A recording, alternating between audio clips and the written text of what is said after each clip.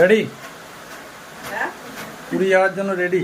একদম রেডি। কিন্তু আমরা এই এত সুন্দরভাবে রেডি হলাম, বাইরে ওয়েদার এতটাই মানে কি বলবো বিভৎস রূপ নিয়েছে যে জগন্নাথের ধামে আমরা আলটিমেট পৌঁছাতে পারবো কিনা জানি না। সত্যি যখন লাগেজ গোছাচ্ছিলাম তখন একটা টেনশনে ছিলাম, কারণ মেঘ ওরকম বৃষ্টি ঢেপে এসেছিল।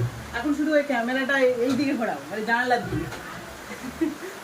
এখান থেকেই বোঝা যাচ্ছে কি অবস্থা, মানে কি হয় জানি না। ঝমঝম করে বৃষ্টি হচ্ছে।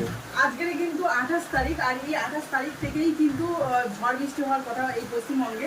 তবে আমরা পশ্চিমবঙ্গের বাইরে চলে যাচ্ছি, ভাবলাম যে বেশ ভালোই কেটে যাবে। সকাল থেকে ওয়েদারটা কিন্তু ওই অল্প আধটা বৃষ্টি হচ্ছে আর আবার রোদ্দুর বেরোচ্ছে। ভাবলাম যে জগন্নাথ আমাদের নিয়ে যাওয়ার জন্য কিন্তু রেডি করে দিয়েছে ওয়েদারটা।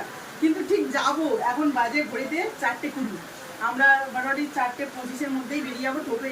মানে টোটো এবারেই আসবে। সবকিছু রেডি করে নিয়েছি আর আমিও রেডি হয়েছি। দেখো এই কুর্তিটা পরেছি, কালকে হঠাৎ করে দোকান থেকে কিনে নিয়ে এসেছি। দেখো কেমন লাগছে আমাকে অবশ্যই কমেন্টে জানিও। তবে চুলটাকে একটুখানি বেলুনি করে নেবো, বলো। আর সারা রাত তো ট্রেনে থাকতে হবে, তবে কিভাবে যাচ্ছি সেটা অবশ্যই যতটুকু সম্ভব শেয়ার করবো তোমাদের সাথে, সঙ্গে থেকে।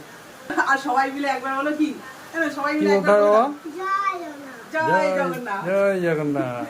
জয়